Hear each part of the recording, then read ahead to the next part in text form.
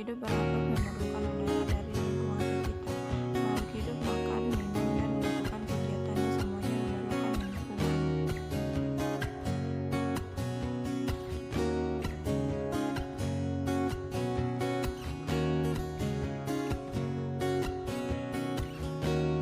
Yang pertama, individu. Individu adalah setiap anggota populasi. Dalam kehidupan sehari-hari akan ditemukan berbagai makhluk hidup. Contohnya seorang manusia, seekor tikus, seekor harimau, seekor burung, dan lain-lainnya. 2. Populasi. Populasi adalah kumpulan makhluk hidup sejenis yang tinggal di suatu tempat. Yang dimaksud sejenis yaitu mempunyai persamaan sifat, morfologi, dan fisiologi, dan dapat mengadakan perkawinan secara alami menghasilkan keturunan.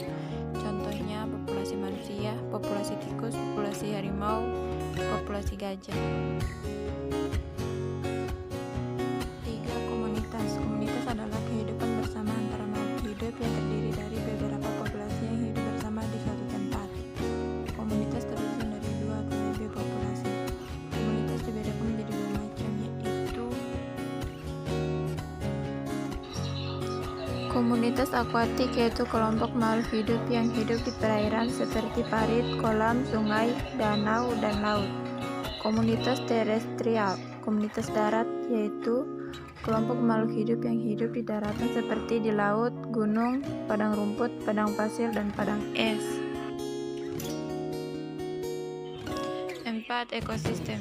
Ekosistem adalah hubungan makhluk hidup dengan lingkungannya. Ekosistem ditempati oleh banyak jenis makhluk hidup yang disebut komponen biotik. Contohnya yaitu manusia, hewan, dan tumbuhan. Ekosistem juga ditempati oleh benda mati yang disebut komponen abiotik. Contohnya yaitu suhu, kelembaban, sinar matahari, dan mineral. Ekosistem dibedakan menjadi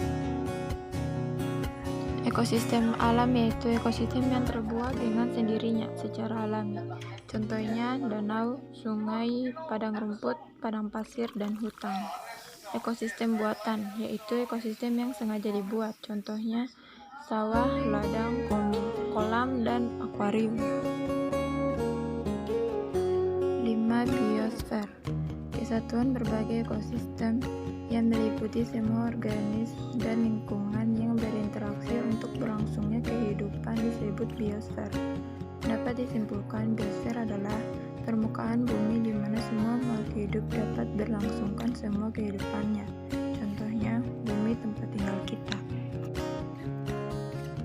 B. Hubungan antara makhluk hidup.